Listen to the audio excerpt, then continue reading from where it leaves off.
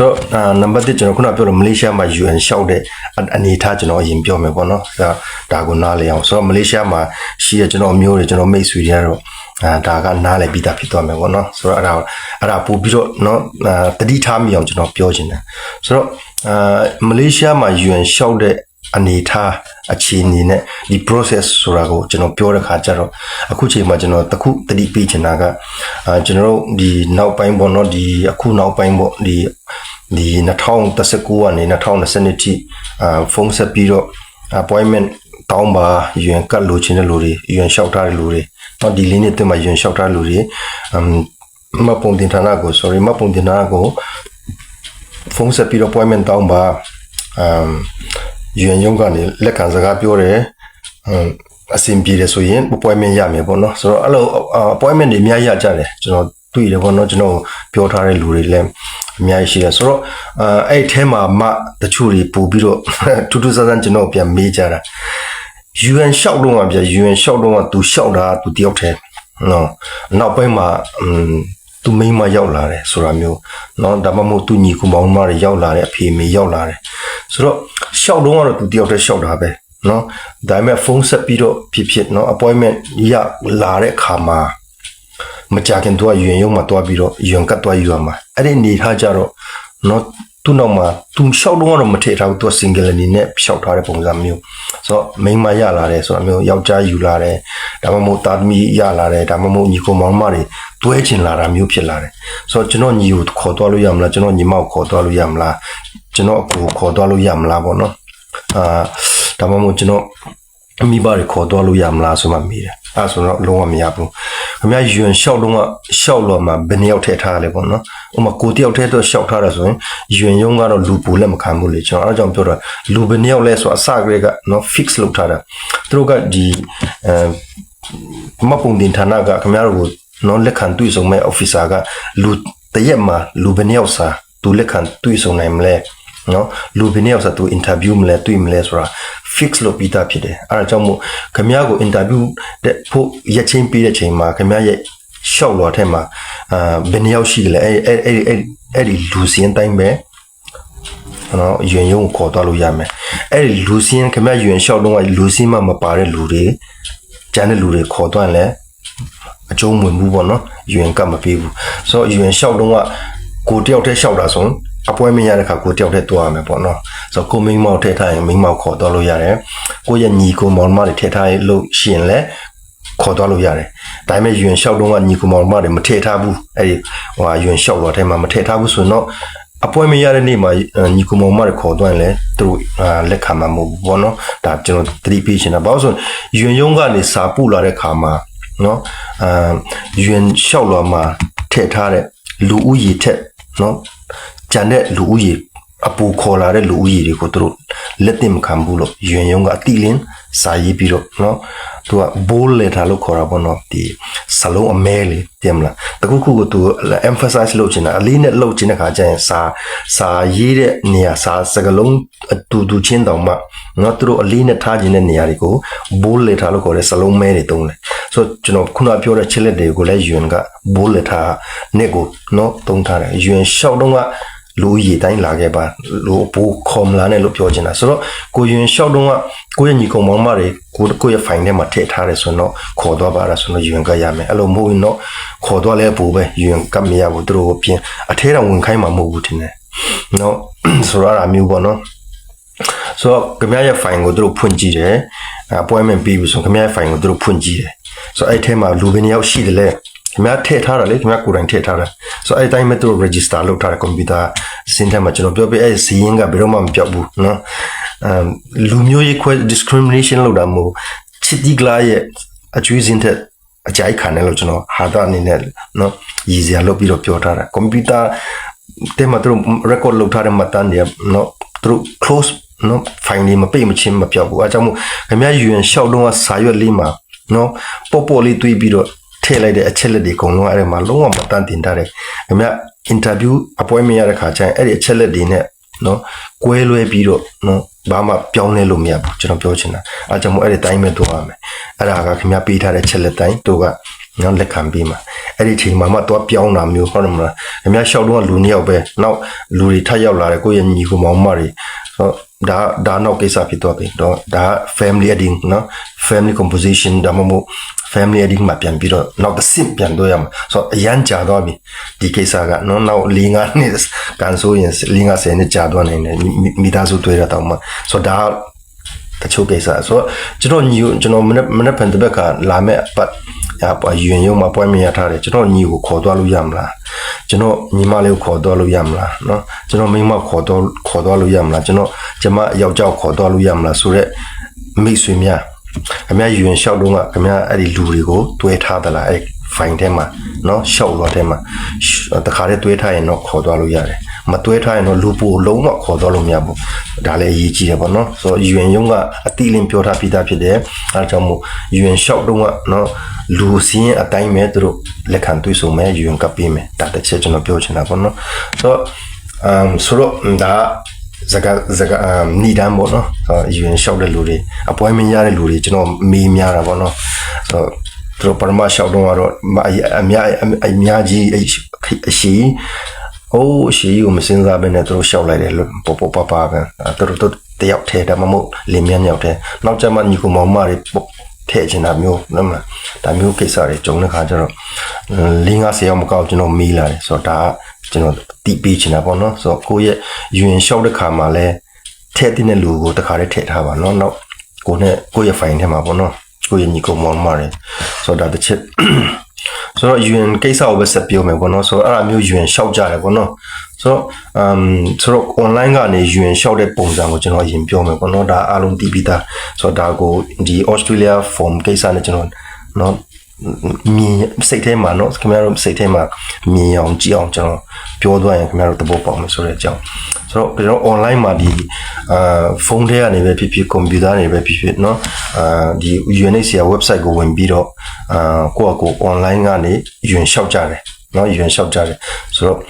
တချို့တွေဖွဲ့စည်းရုံးတွေမှာတွားပြီးတော့ UN လျှောက်တယ်ဒါလည်းပြတ်လာမရှိဘူးလိုပဲလျှောက်ဟုတ်တယ်မလား UN လျှောက်တယ် online ကနေဆိုတော့အဲ့ online လျှောက်တဲ့နေရာမှာကိုယ့်ရဲ့ချက်လက်တွေဖြည့်တယ်ကျွန်တော်ခုနပြောလို့ပေါ့နော်ကိုယ့်ရဲ့နာမည်တွေကိုယ့်ရဲ့ single ဆို single ဖြည့်တယ် CDM ဆို CDM အကြောင်း quick case တွေဒါမှမဟုတ်ဓာတ်ပုံတွေပါညာဒါမျိုးဟာတွေရှိရင်ပေါ့နော် sorry ကိုယ့်ရဲ့တက်တည်ပြစရာဓာတ်ပုံပါညာတာကရှိရင်အဲ့ဒီကိုယ့်ရဲ့ရှောက်လွှာမှာเนาะသူရဲ့ဒီ PDF file ပုံစံလေးနဲ့ box လေးနဲ့ရှိမှအဲ့ထဲမှာဟောလို့ပြီးတော့နောက်ဆုံးကျကိုယ့်ရဲ့ဒီ UN ရှောက်လွှာကို submit လုပ်လိုက်တယ်ဆိုတော့ UN ရုံးမှာဒီ website ကနေ submit လုပ်လိုက်တာနဲ့ enter လေးတစ်ချက်ခောက်ပြီးတိုင်းဆိုနေလိုက်တာနဲ့5စက္ကန့်မကြာဘူးပေါ့နော်ကျွန်တော်ရဲ့ UN ရှောက်လွှာကို UN ရုံးကလက်ခံတယ် receipt ဖြစ်သွားတယ်တဘောပေါက်လားဒီကိစ္စကိုနားလည်မှကျွန်တော်ပြောချင်တဲ့ UN ဒီ Australia 842 form ကိုနားလည်မှဖြစ်တယ်အဲ့ဒါကြောင့်ကျွန်တော်အဲ့ဒါကိုအရင်နားလည်အောင်เนาะစိတ်ထဲမှာမျက်စိထဲပြေးမြင်အောင်ကျွန်တော်ရင်ချပြနေတာဆိုတော့ကိုယ့်ရဲ့ UN လျှောက်လွှာလေးကို online ကနေအကုန်ဖြည့်ပြီးတော့เนาะအချက်လက်တွေပါညာတာရကကုန်เนาะ size ဆိုတာနေကုန်ဖြည့်ပြီးတော့ submit လုပ်လိုက်မှ enter လေးခေါက်လိုက်တာမကြာဘူး5စက္ကန့်တွင် UN ရုံးကသူ့ရဲ့ website ထဲမှာเนาะ UNHCR ရဲ့ဒီ computer database ထဲမှာကျွန်တော်ရဲ့ရှောက်လွှာကဝင်သွားတယ်ဆိုတော့ UN ရုံးရဲ့ဒီလက်ခံတဲ့ဒီ computer database က AI နဲ့လောက်ထားတာဖြစ်တဲ့အတွက်အချက်လက်တွေစစ်ဆေးတာက5စက္ကန့်မကြာဘူးအယမ်းမြန်တယ်ပေါ့နော်ဆိုတော့ကျွန်တော်တို့ file ကို enter လုပ်ပြီးပို့လိုက်တာနဲ့မကြာဘူး5စက္ကန့်တွင်းမှာကျွန်တော်တို့ပေးထားတဲ့ email မှာပြန်ပြီးတော့လက်ခံစာ receive file အဲ့ဒါကို UN ဒီ 842 form မှာဘယ်လိုပြောလဲဆိုရင် acknowledgement letter လို့ခေါ်တယ်တဘောပေါ်လာမသိဘူးဆိုတော့ UN ရုံးကနေလည်းကျွန်တော်တို့ကို acknowledgement letter ပို့လာတယ် UN ရုံးကနေလက်ခံရရှိတဲ့အကြောင်း email ပို့လာတယ်UN ရှောက်လွှာတင်ပြီးမကြဘူး5စက္ကန့်လောက်တွင်ပဲဆိုတော့ time ဆိုမှချလာတယ်ကိုယ့်ရဲ့ email ကိုဖွင့်ကြည့်လိုက်အဲ့မှာဖွင့်ကြည့်လိုက်ရင် UN ရုံးကနေပို့လာတဲ့ email ထဲမှာကျွန်တော်တို့ရှောက်ထားတဲ့ email UN ရှောက်လွှာအတွက်လက်ခံပြေစာလေးပေါ့နော်စာရွက်စာဒီ A4 ပုံစံလေးနော်တချို့တွေဒါမျိုး UN ရှောက်လွှာကိုင်နေတယ်ဟုတ်တယ်မလား UN ရှောက်လွှာစာရွက်ဒါမျိုးကိုင်နေဆိုတော့အဲ့ဒါ email ကနေပို့လာတယ်ဒါမျိုးစာရွက်နဲ့ကိုဖြည့်ထားတဲ့ဟာအဲ့ဒါပြီးရင်အဲ့မှာ reference number ပါတယ်နော် reference number ပါတယ်အဲ့ဒါလည်းမှတ်ထားစီချင်တာဆိုတော့5စက္ကန့်လောက်တွင်မဲ့ UN ရဲ့နော် AI ကနေဒီ computer နဲ့ကျွန်တော်ပို့လာတာဖြစ်တယ် receive file လို့ခေါ်တယ်ဒါမှမဟုတ် acknowledgement letter လို့ခေါ်တယ် UN ရုံးကနေကျွန်တော်တို့ email ကိုပို့တာเนาะဒါနားလည်မယ်ဆိုတော့ဒါကဒီစာရွက်က UN ရုံးကပို့လာတယ်အဲ့ဒါကို printer မှာတွားပြီးတော့ထုတ်ကြတယ်ပေါ့เนาะဒီလိုစာရွက်နဲ့ထုတ်တယ်တချို့တွေ UN လျှောက်ထားတဲ့စာရွက်ကိုဒီတိုင်းစာရွက် A4 size တွေနဲ့ထုတ်ပြီးတော့ plastic လေးလောင်းပြီးတော့ကင်ကြတယ်เนาะဒါ UN စာရွက်ပဲသို့တော့ဒါက register ပဲရှိသေးတယ် UN ကမဟုတ်ဘူးနော်တဘောပေါ်လာမသိ register ပဲရှိသေးတယ်အဲ့ဒီ UN ရှောက်လို့ဆိုတာကစာရွက်ပဲရှိသေးတယ်စရင်တွင်းထားပဲရှိသေးတယ် UN ကနေကျွန်တော်တို့ဒုက္ခတွေအနေနဲ့မတတ်မသိဘူး UN ဒုက္ခတွေအနေနဲ့မတတ်မသိဘူးအချိန်ထိကျွန်တော်ဒုက္ခတွေစရင်မဝင်သေးဘူးနော်စရင်တော့တွင်းထားတယ်ဒါပေမဲ့ UN ရုံးကနေဒုက္ခတွေအနေနဲ့ကျွန်တော်တို့မတတ်မသိဘူးဆိုတော့ဒီစာရွက်နဲ့ကျွန်တော်တို့ဘယ်နှစ်နေလဲစဉ်းစားကြည့်လိုက်နော်တချို့တွေ2019မှာ UN ရှောက်တယ်လို့ရှိတယ်ဟုတ်မလား2020 2019ဆို19 20 21 22 23 24 25ဆိုခုနှစ်ရှိပြီဆို2019မှာခုနှစ် UN ရှောက်တဲ့လူတွေတချို့တွေခုနှစ်ရှိပြီ UN ကမရသေးဘူးစောင့်နေတယ် appointment ရဖို့ဒါမျိုးလည်းရှိကြတယ်ဟုတ်မလားခုနှစ်ရှိပြီတော့2020ဆို6နှစ်ရှိမယ်2020ဆိုရင်5နှစ်အဲ့လိုပေါ့နော်ဆိုတော့ဒီလိုမျိုးလေးရှိတယ်ပေါ့နော် UN ရှောက်ပြီးတော့ရှောက်လွာစာရွက်လေးကင်ပြီးတော့နေရတယ်ဆိုတော့ဒါက UN ရှောက်လွာပဲရှိသေးတယ် UN ကမဟုတ်သေးဘူးနော်ကိုလိုချင်တာဒီလျှောက်လာမဟုတ်ဘူးဟုတ်မလားကိုလိုချင်တာဒီလျှောက်လာမဟုတ်ဘူး UN ကတ်လိုချင်တာကတ်လိုချင်တာဆိုတော့ဒီကတ်လေးရဖို့ကိုကျွန်တော်နောက်တစ်ဆင့်ပြန်စူးစမ်းရတယ်အဲ့ဒါကိုကျွန်တော်အများအားပြောရ UN 2019ကနေ2020 21 ဆိုတော့ဒီလေးနှစ်တွင်း UN လျှောက်ထားတဲ့လူတွေကမပုံတင်ဌာနကို appointment တောင်းပြီး UN ကမြရသေးတဲ့အကြောင်းရချင်းမြရသေးတဲ့အကြောင်းဖုန်းဆက်ရင် appointment ရပြီးတော့ဒီ UN စာရွက်ကနေနော်နောက်တစ်ဆင့် appointment ရရင် UN ရုံးမှာတွားပြီးတော့ UN ကတ်ထုတ်ပြီးမယ်ဆိုတော့ဒီ UN ကတ်ရလာရင်တော့ဒါကဒုက္ခတေကလို့ခေါ်တာဒါကျွန်တော်အမှန်တမ်းပြောဒီကတ်လို့ချင်တာဖြစ်တယ်နော်သို့တော့ဒီလျှောက်သွားလေးအရင်ကန်ရတယ်ဆိုတော့ဒါဒီဟာလေးဒီ process လေးကိုကျွန်တော်နားလည်ရင်ပြောတာပေါ့နော်အမှန်ကဒီ UN ကတ်လေးလို့ချင်တာသို့တော့ဒီ UN ကတ်ကိုချက်ချင်းကျွန်တော်မရဘူးလေဟုတ်မလားဆိုတော့2019ကတချို့တွေခုချိန်ကြီးမြရတယ်လည်းရှိတယ်တချို့ကရကောင်းပြီးရတယ်လည်းရှိတယ်တချို့တွေမတူကြဘူးပေါ့နော်ဆိုတော့ကျွန်တော်ပြောချင်တာကဒီ process လေးကိုစိတ်ထဲမှာနားလည်အောင်မြင်စေချင်တာဆိုတော့ UN လျှောက်ထားတဲ့ UN လျှောက်ရတဲ့ process တွေဆိုတာလည်းအဲ့လိုအစင်စင်တွားတယ်เนาะနှစ်ဒီ4 5 6နှစ်9နှစ်เนาะအဲ့လိုမျိုးရှိတယ်ဆိုအဲ့နောက်ပိုင်း2023 24 25ဆိုဒီ3နှစ်တွင်းမှာ UN လျှောက်တဲ့လူတွေကြတော့မပုံတင်ဌာနကိုဖုန်းဆက်လို့မရဘူးတရက် appointment တောင်းလို့မရဘူးဆိုတော့ကျွန်တော်အဲ့ဒါလည်းအဲ့ဒီအတွက်အဲ့အုပ်စုတွေအတွက်လည်းဒီ UNHCR เนาะ UN ရုံးရဲ့စုံစမ်းဌာနကို842 form နဲ့เนาะ842 form နဲ့စုံစမ်းဌာနကိုဒီကိုယ့်ရဲ့case နဲ့ story ကိုလိုရင်းတူရှင်းနဲ့ရေးပြီးတော့เนาะခုမှ UNHCR တတ်မှတ်ထားတဲ့เนาะဒီဒုက္ခတွေစံချိန်စံနှုန်းတွေနဲ့เนาะပတ်သက်ပြီးတော့ခုမှလည်းဘယ်လောက် eligible ဖြစ်တဲ့အကြောင်းထိုက်တန်နေဆိုတဲ့အကြောင်းကို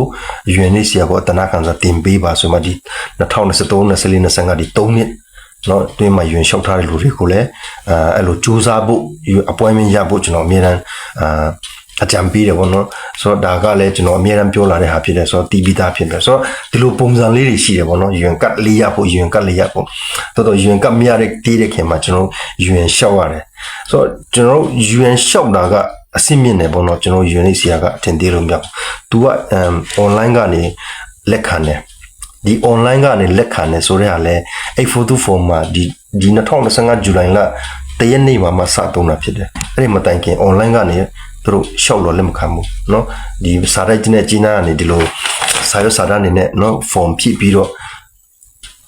842 form ကိုလက်ခံတာဖြစ်တဲ့အတွက်ကျွန်တော်ခုန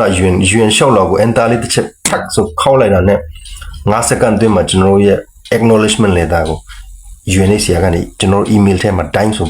ပြစ်ထည့်ပေးနိုင်တယ်လို့ကျွန်တော်ပြောတာ AI အကြောင်းဖြစ်တယ်ဆိုတော့ဒီစနစ်ကိုအခုမှเนาะ Australia 842 form မှာ Australia အစိုးရကဒီစနစ်ကိုဒီ AI စနစ်ကိုအခုမှသုံးတာဖြစ်တယ်ဒါကိုနားလည်စေချင်တာဆိုတော့အရင်တော့ကျွန်တော်နိုင်ရှင်ပြီးတော့ပြောတော့မယ်ပေါ့နော်ဆိုတော့ UN ရှောက်တဲ့ခါမှာကျွန်တော်ခုနကပြောလို့ကျွန်တော်ရှောက်လာကိုအကုန်လုံး submit လုပ်ပြီးတော့နောက် enter လေးနေပြီးတော့ submit လုပ်လိုက်တဲ့ချိန်မှာ5စက္ကန့်တွင်းမှာ UNHCR ကနေကျွန်တော်ကို email မှာနောက် acknowledgement letter ချပေးနိုင်တယ်သို့တော့ A42 form နဲ့အရင်လျှောက်ထားတဲ့လူတွေကရင်တော့နော်ဒီစာတိုင်းနဲ့ကြီးနားနေဒီမလေးရှားကနေထိုင်းကနေနော်အိန္ဒိယကနေပို့တာဖြစ်တဲ့အတွက်2ရက်3ရက်ကြာတယ်ဆိုတော့အဲ့စာရွက်စာတမ်းတွေကအမောင်စောက်ပုံကြီးအဲ့ဒါကိုလူကိုယ်တိုင်ကအချက်လက်ထိုင်ပြီးတော့စစ်ဆေးတာအဲ့ဒါကြောင့်မို့ကျွန်တော်လျှောက်လွာတွေကနော်3လ4လ5လ6လတချို့ဆိုတနည်းခွဲလောက်မှ acknowledgement လေသာရတယ်တဘောပေါ်လာမသိအဲ့ဒါကြောင့်အရန်ကြာတာဆိုတော့တချို့တွေမတူဘူးပေါ့နော်ရှောက်လွာတင်ပြီးတော့4-5ပတ်တွင်းရတယ်ရှိတယ်တချို့တွေတလပေါ့နော်တလခွဲတချို့တွေ3လတချို့တွေ6လတချို့တွေတစ်နှစ်လောက်ထိကြာတယ်သူတို့ရှောက်လွာပို့ပြီးတာရှောက်ပြီးတာနော်ထည့်ပြီးတာကို acknowledgement letter လို့ခေါ်ရတယ်ဘာမရဘူးဘာလို့ဆိုအရင်ကလူတွေကစစ်ဆေးတာဒီ 842 မှာ UN လို့ဒီ online ကနေနော် AI နဲ့ computer နဲ့လုပ်တာမဟုတ်ဘူးအဲကြောင့်မို့ acknowledgement letter ရဖို့တော့မှကျွန်တော် Australia 842 form ရှောက်တဲ့လူတွေကအရန်ဆောင်ခဲ့ရတယ်သို့တော့ဒီ July လတည်းနေ့စနစ်တပြောင်းပြီးတော့เนาะကျွန်တော်တို့ form တွေ842 form တွေပေါ့เนาะ Australia ကိုဒီ sponsorship လမ်းကြောင်းနဲ့842 form ရှောက်လွာတွေအကုန်လုံးကိုအရင်လိုစာရွက်စာတမ်းနဲ့လက်မခံတော့ဘူးonline ကနေကျွန်တော်ခုနပြောလို့ပေါ့เนาะဒီ email ကောင်းကနေ online ကနေပဲเนาะရှောက်လွာတင်လိုက်မယ်ဆိုခင်ဗျားတို့အဲ့ဒီ online email ကောင်းကနေเนาะရှောက်လွာတွေအကုန်လုံးထည့်ပြီးတော့ enter လေးတစ်ချက်ခောက်ပြီးတော့เนาะခင်ဗျားတို့842 form ကို submit လုပ်လိုက်တာ ਨੇ မကြဘူးเนาะချက်ချင်းအဲ့ဒီယူရင်လျှောက်ထားတဲ့ပုံစံတိုင်းပဲလာလိမ့်မယ်ဒါက AI နဲ့အချက်လက်စစ်ဆေးတာဖြစ်တယ်အဲ့ဒါကြောင့်မို့မားတဲ့လူတွေလည်းအချက်လက်မားရင်တော့ reject ထိတာမြန်မယ်အကယ်၍အချက်လက်ပြည့်စုံရင်တော့နောက်ပိုင်းမှာဒီ email ကောင်းနဲ့တွားတဲ့ online ကနေတွားတဲ့ပုံစံတွေကဒီ visa ကိစ္စမှာပိုမှအယံမြန်မယ်လို့မျှော်လင့်ရတယ်ပေါ့နော်ဘာလို့ဆို AI ကစစ်တော့မှာတို့နောက်ဆုံး final decision ကြတော့ဒါကလူကပေးတာဗောနော်ဒါလို့တော့အချက်လက်တွေရှုပ်ထွေးမနေတော့ဘူးတင်မလား AI ကစစ်တာဖြစ်တဲ့အတွက်အများမြန်ကျွန်တော်အရင်ကစနေဟောင်းမှာဒီ 842 form ရှောက်တဲ့လူတွေကဒီ acknowledgement letter လို့ခေါ်တဲ့ဒီ reference number ပါတဲ့နော်ရှောင်းဒီပြည်ထဲကနေပို့လာတဲ့စာလေးတစ်ခုရဖို့ကိုလာနဲ့ချီနေချီဆောင်ကြရတယ်ဒါ UNHCR မှာတော့ကျွန်တော်ခုနပြောလို့နော်မလေးရှား UNHCR မှာတော့UN ရှောက်တဲ့လူတွေကနော်9စက္ကန့်တွင်တို့ဒီဟွာလေးရတယ်ဆိုတော့အရန်กว่าတယ်လေဆိုတော့အခုနောက်ပိုင်းစနစ်တွေပြောင်းလာတဲ့ခါမှာဒီစနစ်လေးကျွန်တော်သဘောပေါက်စေချင်တာဆိုတော့ UNHCR ကအရန်စစ်မြင်ခဲ့တယ်ပေါ့နော်ဒီစနစ်လေးသဘောပေါက်ထားဖို့ဒီအခု842ကိစ္စမှာလည်း Australia ဆိုရကအဲ့လိုပုံစံမျိုး online ကနေတုံးလာတယ်ဆိုတော့အရန်မြန်လာမယ်နောက်ပိုင်းပြောင်းလဲမှုဖြစ်လာမယ်ဆိုတဲ့အကြောင်းကျွန်တော်ပြောချင်တာပေါ့နော်ဆိုတော့ဒါကဒီ process ဒီ application process လို့ပြောမှာပေါ့နော် online UN ရှောက်တဲ့ process ရဲ့ 842 form visa ရှောက်တဲ့ process ကိုကျွန်တော်နိုင်ရှင်းပြီးတော့ပြောကြည့်တာသို့တော့နောက်တစ်ဆင့်နဲ့နောက်တစ်ဆင့်ဆက်သွားမယ်ပေါ့နော်ဆိုတော့ UN ရှောက်တဲ့လူတိုင်းလည်း UN ကတ်ရသလားဆိုတာစဉ်းစားရမှာဥပမာ2019မှာ UN ကတ်ရတဲ့လူတွေ UN ရှောက်ထားတဲ့လူတွေအခုချိန်ထိ UN မရ UN ကမရသေးလို့အများကြီးရှိတယ်လို့ကျွန်တော်ခုနပြောထားတယ်ဆိုတော့အဲ့ဒီအရှိမ UN ရှောက်တာမျိုးမရှိပေမဲ့နော်မလေးရှားမှာရောက်လာပြီး UN မရသေးတဲ့လူလည်းအများကြီးရှိမှာပဲတဲ့ပုံလားအဲ2019မှာ2020မှာ UN ရှောက်ထားပြီးခုထိ UN မရသေးလို့လည်းအများကြီးရှိမှာပဲ UN ကမရသေးလို့ပြောတာဒီလိုစာရွက်လေးကင်ပြီးတော့ UN ကရဖို့စောင့်နေလို့လည်းအများကြီးရှိမှာဆိုတော့ UN ရှောက်တဲ့လူတိုင်း UN ကမရဘူးကျွန်တော်ပြောချင်တာသဘောပေါက်လားမသိဘူးဘယ်လိုလူတွေက UN ကရပြီးဘယ်လိုလူတွေက UN ကမရဘူးလဲဆိုတာလဲပြောရရင်တော့နည်းနည်းတော့ရှုပ်မယ်ပေါ့နော်ဒါပေမဲ့ကျွန်တော်အများအားပြောပါတယ်နော်ကို UN appointment ရဖို့ဘယ်လိုလုပ်တင်တယ်လဲကိုဘယ်နှခုနှစ်မှလာလဲ2019ကနေ2020ထိနော်ဟွာလာဆိုရင်UN ရှောက်ထားလို့ဆိုခင်ဗျာဘာမှတခြားရှိဝေးနော်စိတ်မစင်စားနဲ့မပုံတင်ဌာနကိုဒါခင်ဗျာတိုင်းနဲ့ဖုန်းဆက်ရုံမရှိတယ် appointment တောင်းဆို2013ကနေ2015ဆိုရင်မပုံတင်ဌာနကိုတည်းဖုန်းဆက်ပြီး appointment တောင်းလို့မရဘူး UN ကရဖို့ဆိုရင်ဆိုကိုယ့်ရဲ့စုံစမ်းဌာနကိုကျွန်တော်ခုနပြောလို့ case နဲ့ story ကိုနော်ရေးပြီးတော့အတနာခံပြီးတော့အဲ့လိုတွားတာဆိုဒီလိုပုံစံလေးရှိတယ်ပေါ့နော်ဆိုတော့အကုန်လုံးတော့ UN ကမရပါပဲတချို့တွေရတယ်တချို့တွေကမရဘူးဆိုတော့ဘယ်လိုလူတွေကမရဘူးလဲဘယ်လိုလူတွေကရလဲဆိုတာလဲပြောရရင်တော့အများကြီးရှိမယ်ပေါ့နော်သို့တော့တချို့မရခဲ့လူတွေလည်းနောက်ပိုင်းမှာကိုယ့်ဘက်ကနေဘယ်လိုစူးစမ်းပြီးတော့ရနိုင်တဲ့အနေအထားမျိုးရှိတဲ့အကြောင်းကျွန်တော်အများအား sharing လုပ်ဆိုတော့ဒီဟာကိုလေးကျွန်တော်ဆွဲပြောချင်တာ842 form မှာလည်းကျွန်တော်အများကြီးရှောက်ကြတယ်နော်2019 2020မှာရှောက်ကြတယ်2012ကျွန်တော်ပြောထားကျွန်တော်ဒီ Australia A42 form ရှောက်ထားတယ်အခုထိနော်reference ဒီ first letter acknowledgement letter ရထားတယ်2နှစ်ရှိပြီ3နှစ်ရှိပြီ5နှစ်ရှိပြီဘာညာနော်ခုထိဘာမှမကြသေးဘူးဆိုတဲ့အမျိုးကြားတယ်ကျွန်တော်ခုနပြောလို့UN ရှောက်တဲ့လူတိုင်းလည်း UN ကပ်မရတယ်လို့ A42 form ရှောက်တဲ့လူတိုင်းလည်း visa ရမယ်လို့ပုံဒီပြောလို့မရဘူးအဲ့ဒါကိုကျွန်တော်သိစေချင်တာနော်ဆိုတော့ကျွန်တော်အဲ့ဒါကြောင့်ပြောတော့ဟိုတနေ့က Australia ပြည်ထဲကနေ A42 form ရှောက်လာတဲ့လူတွေကိုဘယ်လို case မျိုးကိုသူတို့ဦးစားပေးပြီးတော့ visa ပေးတယ်လဲကျွန်တော်အဲ့ဒါ live မှာပြောခဲ့တဲ့အရင် live မှာဆိုတော့ကိုယ့်ရဲ့ case နဲ့ story ကဘယ်လိုမျိုးဖြစ်ရင် visa ရဖို့ပုံမှန်များနိုင်တယ်လဲနော်ဒါကျွန်တော်ပြောထားတာပြန်နှားအောင်ကြည့်ပါရင် live မှာရှိတယ်ဆိုတော့ကျွန်တော်ခုနပြောလို့ A42 form ရှောက်တဲ့လူတိုင်းတော့ visa မရပါမယ်ရတဲ့လူလည်းရှိတယ်ပေါ့နော်တချို့တွေရတယ်တချို့တွေမရဘူးဆိုတော့တချို့ကဘာကြောင့်ရပြီးတချို့ကဘာကြောင့်မရတာလဲဒါကိုကျွန်တော်ပြောနေတာဆိုတော့လူတိုင်းတော့မရဘူးကြံခဲ့တဲ့လူတော့ရှိလိမ့်မယ်ဒီမှာလဲ A42 ကိစ္စမှာလဲ UN ကိစ္စမှာလဲလူတိုင်း UN ကမရခဲ့ဘူးပေါ့နော်ဒါကအားလုံးတည်ပြီးသားဖြစ်တယ် A42 form ကိစ္စမှာလဲကျွန်တော်ညင်းလို့မရတဲ့ချက်ကရှောက်တဲ့လူတိုင်း A42 form ရှောက်တဲ့လူတိုင်း visa ရမယ်လို့တော့ပုံတည်တွေ့လို့မရဘူးသို့တော့ကိုယ့်ရဲ့ case နဲ့ story ကဘယ်လိုမျိုးဖြစ်ရင်ပြည်ထဲကနေဦးစားပေးဒီ priority setting လို့ခေါ်တဲ့ဦးစားပေးစင်းထဲမှာပါနိုင်တယ်လဲဆိုတဲ့အထီတော့ကျွန်တော်ဘက်ကနေ information ပေးလို့ရတာခင်ဗျာအဲ့ဒါကိုယ့်ဘက်ကနေဘောင်းဝင်အောင်တရားတော်နီလန်းနဲ့ပေါ့နော်ဘောင်းဝင်အောင်စူးစမ်းလို့ရတဲ့အနေအထားမျိုးကျွန်တော် sharing လုပ်နေတာဆိုတော့အရင် live မှာ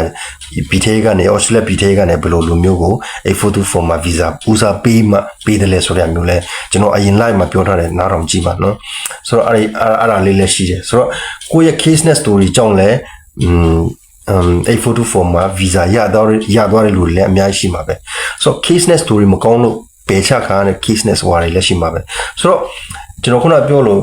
UN ရှောက်တဲ့ချိန်မှာ UN ရုံးကကျွန်တော်ရှောက်လွာကိုလက်ခံပြီးတော့ကျွန်တော် email ထဲမှာเนาะ email ပို့လာတယ် UN ရုံးကအဲ့ဒီထဲမှာ UN ရှောက်လွာစာရွက်လေးပါလာပြီးတော့အဲ့ရှောက်လွာမှာ reference number လေးပါတယ်ဆိုတော့ဒီရှောက်လွာ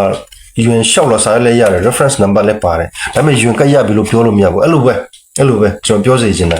နိုင်ရှင်ပြီးတော့ခင်ဗျားတို့ A42 form ရှောက်တဲ့ခါမှာပြည်ထဲကနေခင်ဗျားတို့ email မှာစာပို့လာတယ်ခင်ဗျားတို့ email ထဲမှာပြည်ထဲကစာပို့လာပြီးတော့ခင်ဗျားတို့ရဲ့ A42 form ရှောက်လွာကိုလက်ခံရရှိတဲ့အကြောင်း receive no acknowledgement letter ဆိုမှခင်ဗျားတို့ကိုတီးပေးစာပို့လာတယ်အဲ့ထက်မှာခင်ဗျားတို့ဒီ A42 form ရှောက်ထားတဲ့သူတို့လက်ခံရရှိတဲ့ reference number ဒါမှမဟုတ် application ID ပါတယ်သို့တော့ဒီဟာ application ID ရပြီဆိုတာမျိုး reference number ရပြီဆိုတာကခင်ဗျားတို့လိုချင်တဲ့ visa ရတာမဟုတ်ဘူးကျွန်တော်ပြောချင်တဲ့ဘောလားကျွန်တော်ပြောချင်တာအဲ့ဒါကိုဖြစ်တယ် application ID ရတာနော်ကျွန်တော်တို့ရှောက် A42 form ကိုပြည်ထဲကလက်ခံရရှိတယ်ဆိုတဲ့ဟာဒါမှမဟုတ် reference number ပို့လာတယ်ဆိုတဲ့ဟာ first letter ရတယ်ဆိုတာက visa ရတာမဟုတ်ဘူးဒါက first step ပဲရှိသေးတယ်ကျွန်တော်ခုန UN ရှောက်ထားတဲ့ကိစ္စနဲ့ကျွန်တော်အများကြီးချပြိုင်မှနိုင်ရှင်ပြီးတော့ပြောရလေဆိုတော့ first letter ရထားတာဒီကိုလိုချင်တဲ့ visa ရတာမဟုတ်ဘူးเนาะ UN ရုံးကနေကျွန်တော်ကို email ပို့ပြီးတော့ဒီရှောက်လာပေးထားတာဒီကျွန်တော်လိုချင်တဲ့ UN ကတ်ရတာမဟုတ်ဘူးဒီ UN ကတ်ရဖို့ကိုမပုံတင်ဌာနကိုနော်ဖုန်းဆက်ပြီးတော့အခောက်2000 3000ဖုန်းဆက်တဲ့လူတွေကျွန်တော်တွေ့စီခြင်းတဲ့လူတွေကိုနော်အဲ့လောက်ထိစူးစမ်းပြီးတော့သူတို့ခေါ်ထားတာဆိုတော့တချို့တွေကမင်းဘလောက်ထိဘာလို့အဲ့လောက်ဒူညီတဲ့စာကိုခဏလာပို့ရလဲဆိုတဲ့ထီကိုUN ရုံးကနေကျင်းဝါပြီးတော့နော်စူဆဲပြီးတော့အမျိုးစူးစမ်းတဲ့လူလည်းအများကြီးကျွန်တော်ကိုယ်တိုင်လည်းခံခဲ့ရတယ်ဒါပေမဲ့မတတ်နိုင်ဘူးပေါ့နော် no choice ဆိုတော့ဒီလိုမျိုးရှိတယ်ဆိုတော့A42 form ကိစ္စမှာလဲကျွန်တော်ပြောချင်တာက first letter ရတယ် acknowledgement letter ရတယ် reference number ရတယ် application ID ရတယ်ဆိုတာကကျွန်တော်တို့ရဲ့เนาะရှောက်လွာကိုပြည်ထဲကလက်ခံရရှိတဲ့အဆင့်ပဲရှိသေးတယ်ကျွန်တော်လိုချင်တဲ့ visa ရဖို့ကနောက်ခြေလမ်းတွေအများကြီးလိုတယ်ဒီဟာအတွက်ကျွန်တော်ကြိုးစားရမယ်ဆိုဘယ်လိုကြိုးစားရမလဲဆိုတာအရင် live မှာလဲကျွန်တော် email ကောင်းနဲ့ပတ်သက်ပြီးတော့เนาะ email ကောင်းဆိုဘလောက်အရေးကြီးလာတယ်ဆိုတဲ့အကြောင်းကျွန်တော်ပြောတာအရင်ကတော့ကျွန်တော်ဒီပြည်ထဲကိုမေးမလားဒါမှမဟုတ်ဒီမလေးရှားမှာရှိတဲ့ဒီ Australia High Commission လို့ခေါ်တဲ့တန်ယုံကိုမေးမလားဆိုတာမျိုးเนาะလမ်းကြောင်းတွေအများကြီးရှိတယ်တိုးတော့ဒီစနစ်တစ်ပြောင်းလာတဲ့ခါမှာเนาะစနစ်တစ်ပြောင်းလာတဲ့ခါမှာဇူလိုင်လ10နှစ်နောက်ပိုင်းစနစ်တစ်ပြောင်းလာတဲ့ခါမှာကျွန်တော်တို့ဒီ A42 form လဲဒီအရင်လိုစာရွက်စာတမ်းနေနဲ့เนาะဒီစာတိုင်းနဲ့ဂျင်းနာနေ ရှောက်လွာပို့တာမျိုးသူတို့လက်မခံတော့ဘဲနဲ့ဒီ online ကနေ email ကောင်းဖွင့်ပြီးတော့ email ကောင်းကနေရှောက်လွာဝင်လာတဲ့ရှောက်လွာမျိုးပဲ PTA လက်ခံတဲ့အတွက်စနစ်တွေအများပြောင်းသွားတဲ့အတွက်နော်လှုပ်ထုံးလုံနည်းစီမင်းစည်းကနေပြောင်းတဲ့အတွက်နော်အများကြီးအရင်ကနဲ့မတူတာလည်းရှိလာတယ်ဆိုတော့အရင်ကacknowledgement letter လေးရဖို့နော်reference number တစ်ခုလေးရဖို့ကို9လ6လเนาะတချို့ဆိုတနည်းထိစောင်းရပါမယ် email ကောင်းကနေရှောက်တဲ့လူတွေကเนาะ second ပိုင်းတွင် reference number တွေရတယ် acknowledgement letter ပို့လာတယ် PTA က online ကနေပို့တာဒါ AI ကလုပ်တာဖြစ်တဲ့အတွက်အရမ်းမြန်လာတယ်တော့အချက်လက်တွေကအရမ်း AI ကစစ်တာဖြစ်တဲ့အတွက်တအားမြန်တယ်ပေါ့နော်တော့တကယ် visa ပေးဖို့ဆိုတာက AI ကပေးမှာမဟုတ်ဘူးဆိုတော့ဒီသူ officer တွေပေါ့နော်ဒီ PTA က officer တွေကိုယ်တိုင်ကဒီချာလေးနောက်တစ်ခေါက်နော်သူတို့ပရမလက်ခံထားတဲ့ဟာတွေကို PTA ကအရာရှိတဲ့ officer တွေကိုယ်တိုင်ကဒုတိယအကြိမ်ပြန်ပြီးတော့စစ်ဆေးပြီးတော့ visa ပေးမှာဆိုတော့ဒီ process တွေအများကြီးရှိသေးတယ်အဲဒါကြောင့်မို့ဘယ်နှခုနှစ်မှာ reference number ရထားတယ် acknowledgement letter first letter ရထားတယ်ဆိုတာကဒါက fast step ပဲရှိသေးတယ် visa ရတာမဟုတ်တဲ့အတွက်အရန်ကြီးအဲ့ဒီပုံမှာလည်းအရန်ကြီးဝါလို့မရဘူးနော်ဘယ်လိုပြောမလဲမျောလင်းလို့မရဘူးကျွန်တော်ပြောချင်တာတဘောပေါ်လာမသိဘူးဒီဟာက visa ရတာမဟုတ်ဘူးဆိုတော့ visa ရတဲ့အထိတွားဖို့ဆိုတာကကျွန်တော်ဘယ်လိုလုပ်ရမလဲဘယ်လိုစုံစမ်းမလဲနော် email ကောင်းကနေစုံစမ်းပါဆိုမှကျွန်တော် live နှစ်ခုရှေ့တော့လို့ part 1 part 2နဲ့ခွဲပြီးတော့နော် email ကောင်းဆိုဘယ်လောက်ရေးကြည့်လဲဆိုတော့နားထောင်ကြည့်အဲ့ထက်မှာခင်ဗျားတို့ first letter ရထားတဲ့လူတွေငုတ်တုတ်ထိုင်မဆောင်ပါနဲ့ခင်ဗျားတို့ငုတ်တုတ်ထိုင်ဆောင်နေရင်ဒီတိုင်းပဲနော်ခင်ဗျားတို့ case ကအိပ်ပျော်သွားမယ် sleeping case ဖြစ်သွားမယ်ယွင်လို့ပဲဆိုတော့အဲ့ဒါကိုခင်ဗျားတို့ follow up ပြန်လုပ်ပါဘယ်လို follow up လုပ်ရမလဲဆိုတာလဲကျွန်တော်အဲ့ဒီ email ကောင်းဘယ်လောက်ရေးကြည့်လဲဆိုတော့ live မှာကျွန်တော်ပြောထားတာတဘောပေါ်လာမသိဘူးအဲကြောင့်မို့ first letter ရချင်းဒီ visa ရချင်းမဟုတ်ပါဘူးဒါကနော် UN ရှောက်တဲ့လူတွေ UN ရှောက်တော့ဂိုင်းတာပဲရှိသေးတယ်နောက်တစ်ဆင့်သူတို့ UN ကရဖို့ကြိုးစားရတယ်နှစ်တွေအများကြီးအဆင့်တွေအများကြီးနော်ဖြတ်တန်းရတယ်သူတို့အဲ့လိုပဲကျွန်တော်ဒီ A42 form မှာလဲ first letter ရချင်းဒီကျွန်တော်လိုချင်တဲ့ visa ရတာမဟုတ်သေးဘူးเนาะ visa ရဖို့ဆိုတာကကျွန်တော်နောက်တစ်ဆင့်ထပ်ကြိုးစားဖို့လိုတယ်ကျွန်တော်တို့ရဲ့ first step ကိုတော့ PTA ကအတိမပြုတ်တယ်လက်ခံပေးတယ်တော့တကယ်ကျွန်တော်လိုချင်တဲ့ visa ရဖို့ဆိုတာကကျွန်တော်နောက်ထပ်ကြိုးစားစရာအများကြီးရှိသေးတယ်ဆိုတဲ့အကြောင်းကိုကျွန်တော်ပြောချင်တယ်เนาะ UN ကိစ္စနဲ့နိုင်ရှင်းပြီးတော့အဲကြောင့်မို့ကိုရောက်နေတဲ့အဆင့်က first letter လောက်ပဲဆိုရင်တော့ခင်ဗျားတို့အများကြီးထပ်ပြီးတော့ကြိုးစားစရာရှိသေးတယ်ဘယ်လိုကြိုးစားရမလဲဆိုတော့အပိုင်းပဲနော်လိုတာအဲ့ဒီအတွက်ကျွန်တော်အမြဲတမ်းပြောထားတယ်ဒီ email ကောင်းကနေစူးစမ်းပါလို့ဒါကျွန်တော်ပြောချင်တာပေါ့နော်ဆိုတော့ဘယ်လိုလုပ်ရမလဲ first letter ရနေကြာနေပြီဘယ်လိုလုပ်ရမလဲဆိုတော့လူတွေနားလည်မယ်ထင်တယ်နော် first letter ရချင်းဒီ visa ရချင်းမဟုတ်ဘူးနောက်တစ်ဆင့်ခင်ဗျားတို့အများကြီးစူးစမ်းရမယ်ဆိုတော့ email ကောင်းကကိုခေါ်ပေးထားတဲ့လူ Australia မှာကိုခေါ်ပေးထားတဲ့လူက email ကောင်းဖွင့်ပါ email ကောင်းဖွင့်ခိုင်းပါသူရဲ့ email ကောင်းကနေPTA ကိုတိုက်ရိုက် follow up လုပ်ပြီးတော့visa ကိစ္စနဲ့ပတ်သက်တဲ့ကိစ္စမှန်သမျှကိုစုံစမ်းပါနော်မလေးရှားမှာဒီ UN ကရဖို့ဒီလူတွေကတချို့တွေမပုံတင်ဌာနကိုတိုက်ရိုက်ဖုန်းဆက်တယ်လို့တချို့တွေ2013နဲ့2015ထိတိုက်ရိုက်ဖုန်းခေါ်လို့မရတဲ့လူတွေကစုံစမ်းဌာနကို WhatsApp ကနေကျွန်တော်ခုနပြောလို့စာပို့ပြီးတော့တိုက်ရိုက်နော်သူတို့ကူညီတောင်းပြီးတော့တနာခံတယ်လို့မျိုးပဲနော်Australia ကိုရှောက်ထားတဲ့လူတွေလည်းfirst letter ရပြီဆိုတော့ကိုယ့်ရဲ့ကိုလိုချင်တဲ့ visa ရဖို့နော် email ကောင်းကနေ PTA ကိုတိုက်ရိုက်ကိုဘာသာကိုစုံစမ်းပါမေးမြန်းပါအဲ့ဒါဆိုတော့ကိုစောင့်နေတဲ့ကိုလိုချင်တဲ့ visa အခြေအနေကိုအခြေအနေဘလို့ရှိနေလဲပေါ့နော်ရဖို့နီးစပ်ပြီလားဒါမှမဟုတ်ဘလို့အချက်လက်လိုနေတယ်လဲဘလို့ case မျိုးကဘလို့အားနေနေတယ်လဲနော်တချို့တွေကလက်ထပ်စာချုပ်မတင်ပြမိတာတွေမွေးစင်းမဖြစ်တာဒါမှမဟုတ်တချို့တွေကကလေးထပ်မွေးတာတွေလည်းရှိတယ်ဟုတ်မလားဒီစောင်း၄၅နှစ်တင်မှာတင်မလားတချို့ထိုင်းဒီမလေးရှားဒီအိန္ဒိယတွေမှာစောင်းနေမိသားစုတွေနောက်ထပ်ကလေးမွေးတာမျိုးဆိုရင်သူကမွေးစင်းကလေးနောက်ထပ်တယောက်မွေးတာဖြစ်တဲ့အတွက်အဲ့ဒါကို family adding ပြန်လုပ်ရတယ်အဲ့ဒါလည်း A42 form ကိစ္စမှာလဲတော့ဒီမလေးရှားလို့ family composition တော့မဟုတ်ဘူးသူလည်း fine တခုတတ်ပြန်တင်ရတယ်form လို့ပြောမှာပေါ့နော်family adding form နဲ့ပတ်သက်တဲ့ဟာအဲ့ form number ကျွန်တော်မိနေနောက်ကျကျွန်တော်အဲ့ဒါလေးပြန်ဝင်လုပ်ပေးမယ်ပေါ့နော်အဲ့ဒါ form ထပ်တင်ရတယ်အဲ့လိုမျိုးပေါ့ပြောချင်တာက ကိုယ့်ရဲ့ visa မရခင်ကိုယ့်ရဲ့ခြေနေလဲအများကြီးပြောင်းလဲတာမျိုးဖြစ်ရင်လဲ visa နောက်ဆုံးအဆင့်အနေနဲ့ visa ရဖို့ခက်ခဲတတ်တယ်ဆိုတော့ဒီတကယ် visa ချပေးတဲ့အနေအထားတွေကနော်အဲ့လို family case ပေါ်တော့သူတို့ရဲ့မိသားစုအိမ်အောင်စုစင်းဒီလုံးဝဘာမှရှုပ်ရှုပ်ရှက်ရှက်မရှိတော့တဲ့ဟာလုံးဝ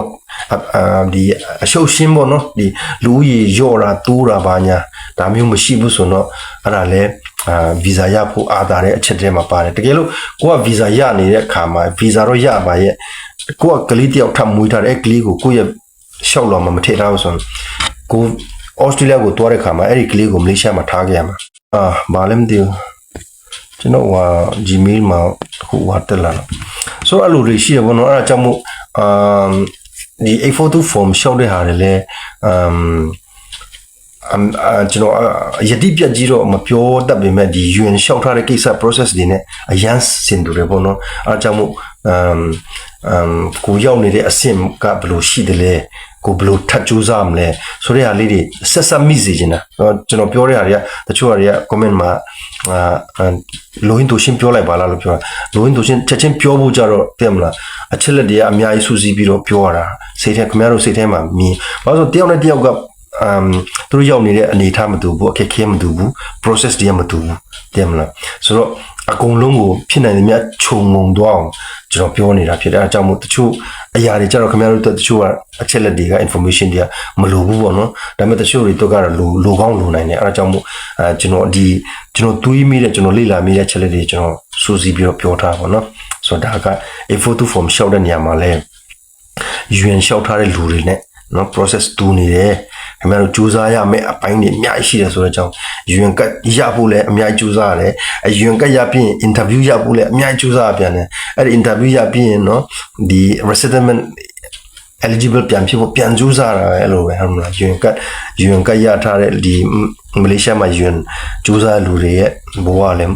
ဒီလိုကြိုးစားရတယ်နော်ခက်ခဲတွေအများကြီးရှာပဲဆိုတော့ A42 form မှာလဲဒီတိုင်း shop ပြီးဆိုတော့ first letter လောက်နဲ့ရက်ထားမငုတ်တုပ်ဆောင်နေတော့ခင်ဗျားတို့မိုးလင်းတော့မယ်ဆိုတော့အဲ့လိုမဟုတ်ဘူးပေါ့နော်နောက်တစ်ဆင့်နေနဲ့ဘယ်လိုကြိုးစားရမလဲဘယ်လိုကိုယ့်ဘက်ကနေ follow up လုပ်တင်တယ်လဲဆိုတဲ့အမျိုးကျွန်တော်အများအား sharing လုပ်နေတာအဲကြောင့်မို့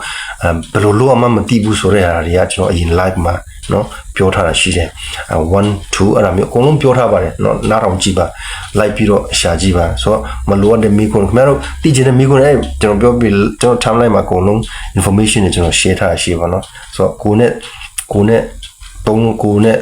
လက်ရှိဖြစ်နေတဲ့အနေအထားနဲ့နော်လက်ငင်းသုံးလို့ရတဲ့ဟာနော်အသုံးချလို့ရမယ် information ကိုယူပါလို့ကျွန်တော်အများအားပြောတာပေါ့နော်ဆိုတော့တောင်းကျွန်တော်မေးတာမျိုးထက်အချိန်ရတဲ့ခါနော်အရာပုံမှာပဲဖြစ်ဖြစ်နော်ဒီထိုင်ကုန်ပုံမှာပဲထိုင်ရင်းနဲ့နော်စာလေးဖတ်ရင်းနဲ့စာဖတ်ရင်းနဲ့ကိုတတိယနိုင်ငံရောက်နိုင်တယ်လို့ကျွန်တော်အများအားပြောတယ်ဆိုတော့စာဖတ်တော့မပြင်းစေချင်ဘူးစာဖတ်ပြင်းပြီးတော့လူမျိုးကိုမေးနော်အဲ့ဒါနည်းနည်းဟိုဖြစ်တယ်ပေါ့နော်ဆိုတော့ကိုစာဖတ်ကြည့်ပါစာဖတ်နော်ခင်ဗျားတို့စာဖတ်ရင်းနဲ့တတိယနိုင်ငံရောက်ကျွန်တော်ကိုယ်တိုင်စာဖတ်ရင်းနဲ့တတိယနိုင်ငံရောက်လာတာပဲနော်ဆိုတော့ဒီလမ်းကြောင်းမျိုးကျွန်တော်ကိုယ်တိုင်ကိုဘာသာကိုတူးဆွပြီးတော့ဖတ်ပြီးတော့နော်လေ့လာပြီးတော့လောက်ခဲ့တဲ့ information တွေကျွန်တော် sharing လုပ်နေတာပေါ့နော်ဆိုတော့ A42 form နဲ့ first letter ရထားလူတွေဘယ်လိုလုပ်ရမလဲဆိုတာ UN လျှောက်ထားတဲ့လူတွေကိုကြည့်ပြီးတော့ခင်ဗျားတို့စူးစမ်းရမယ့်အဆင့်တွေအများကြီးရှိတယ်ဘယ်လိုစူးစမ်းရမလဲဆိုတာလည်းကျွန်တော်နီလန်ပေးနေတာပေါ့နော် awareness လုပ်နေတာဖြစ်တဲ့ဒါတစ်ခုပေါ့နော်ဆိုတော့ UN လျှောက်ထားတဲ့လူတွေရဲ့A42 form လျှောက်ထားလူတွေရဲ့ဒီနှစ်ခုကိုနိုင်ရှင်ပြီးတော့ပြောသွားတဲ့အချက်ပေါ့နော်ဆိုတော့A42 form တစ်ခုတည်းကိုကျွန်တော်ဒီညပြောတဲ့ခါမှာနောက်ပြီးတော့ကျွန်တော်ခုနပြောလို့နော်ဒီစနစ်တစ်ပေါ်နော်ဒီ Australia အစိုးရကနေဒီစနစ်တစ်ပြောင်းလိုက်တဲ့ခါမှာကျွန်တော်တိတိနဲ့အချက်လေးတစ်ခုကျွန်တော်sharing လုပ်ချင်တယ်ပေါ့နော်ဆိုတော့ဒါဆရာတယောက်ကျွန်တော်ကြားတာပေါ့နော်Australia မှာရှိတဲ့ဆရာတယောက်ပါပဲဆိုတော့သူလည်းဒီ Australia ဒီဒုက္ခတဲ့ဖွဲ့စည်းဒီကိုကြီးမှလည်းသူလည်းအခုလက်ရှိမှလည်းသူလုပ်နေပေါ့နော်ဆိုတော့သူစီကနေကျွန်တော်ကြားထားတဲ့အချက်လေးလည်းရှိရဆိုတော့ကျွန်တော် Australia ကိုဒုက္ခတွေကိုဒီခေါ်ပြီးတယ်ဆိုတာက visa တွေရှိပေါ့နော်ဒီ visa sub class တွေနဲ့ ပတ်သက်ပြီးတော့ကျွန်တော်ပြောချင်တာဆိုတော့ကျွန်တော်ဒီ Australia ကိုလာကြတဲ့ အထူးသဖြင့်ဒီကျွန်တော်ဒုက္ခသည်တွေပေါ့နော် refugee တွေနဲ့လာကြတဲ့ခါမှာကျွန်တော်ကို Australia ဆိုရကပေးထားတဲ့ visa subclass တွေနော်ဒါကျွန်တော်အများကြီးအရင်ကလည်းကျွန်တော် share ထားတယ်offshore humanitarian visa ဆိုမှနော်အဲ့ဒါ offshore humanitarian visa OHV လားoffshore humanitarian visa ဆိုပါလဲဆိုမှကျွန်တော်post တင်ထားတာရှိရပါတော့ဆိုတော့တချို့တွေဖတ်မိတယ်လို့လည်းရှိလိမ့်မယ်ပေါ့နော်ဆိုတော့ offshore humanitarian visa ဆိုတာက subclass 5မျိုးပေါ့နော်5မျိုးရှိတယ်ဆိုတဲ့အကြောင်းเนาะဒီ Australia ဆိုရကနေကျွန်တော်ဒုက္ခသည်တွေကိုပေးထားတဲ့visa တာတကဘာလုံးမှာရှိတဲ့ဒုက္ခသည်တွေပေါ့နော်ကျွန်တော်မြန်မာတွေပဲမဟုတ်ဆို subclass number 1က200 refugee visa ပေါ့နော်ဒါကျွန်တော်အားလုံးသိတယ်subclass 200 visa ဒါ UNHCR ကနေ RST interview ဖြေပြီးတော့ကျွန်တော်Australia ကိုလာခဲ့တဲ့ visa ပေါ့နော်ဒါ number 1 number 2က subclass 200 PN 201ပေါ့နော်နေရာနဲ့1ဒါက subclass 201က in country special humanitarian visa ပေါ့နော်ဆိုတော့သူရဲ့မိခင်နိုင်ငံတွင်းမှာပဲညင်ပနှိမ့်ဆက်မှုခံရတဲ့လူမျိုးဒီနိုင်ငံသားတွေကို Australia အစိုးရကတရက်နော်သူရဲ့နိုင်ငံမှာ Australia နိုင်ငံမှာခေါ်ပြီးတဲ့visa မျိုးစားတာကများတော့ဖြစ်ကိုဒီမှာရေးထားတာကအချက်လက်မှာAfghanistan ဘက်ကနော် Australia အစိုးရနဲ့နော် Australia အစိုးရကနေလွတ်ထားတဲ့နော် Australia အစိုးရနဲ့ဆက်ဆက်ပြီးတော့ NGO တွေပေါ့နော်ဒီ Afghanistan နိုင်ငံသားတွေနော်ကျွန်တော်ဒီ Arab တွေပဲဖြစ်မှာပေါ့ Afghanistan နိုင်ငံသားတွေ Australia အစိုးရလက်အောက်ခံနော် Australia အစိုးရနဲ့လက်တွဲပြီးတော့လုပ်တဲ့သူနိုင်ငံသားတွေကိုAustralia ဆိုရကတည်တံ့ပြီးတဲ့ visa subclass ဖြစ်တယ်ဆိုတော့ဒါကျွန်တော်မြန်မာဒီ Australia Thai တို့နော် Malaysia တို့ India တို့ဘက်ကကျွန်တော်မြန်မာအထူးဖြင့်မြန်မာ refugee တွေနဲ့တိတ်ပြီးတော့မနီးစပ်ဘူးပေါ့နော်ဒီ subclass 201ကနေရာနဲ့ subclass ကအထူးဘာလို့ဆိုသူရဲ့ဒီ visa က Afghanistan ဘက်ကိုအဓိကပေးတဲ့ visa subclass မျိုးဖြစ်တယ်လို့ပြောထားတဲ့အတွက်ဆို number 3ကျတော့ subclass 202ဒါကကျွန်တော်ခုနကျွန်တော်ပြောတဲ့ဒီ842 form နဲ့ပတ်သက်ပြီးတော့เนาะကျွန်တော်တည်တဲ့ subclass ပေါ့เนาะနေရာနဲ့နှစ်ဆိုတော့ subclass နှစ်တော့842 form တင်ပြီးတော့เนาะဒီ Australia ဘက်ကလူက680 form တင်ပြီးတော့လူခေါ်ပြီးတယ် Malaysia Thai India ဘက်ကလူက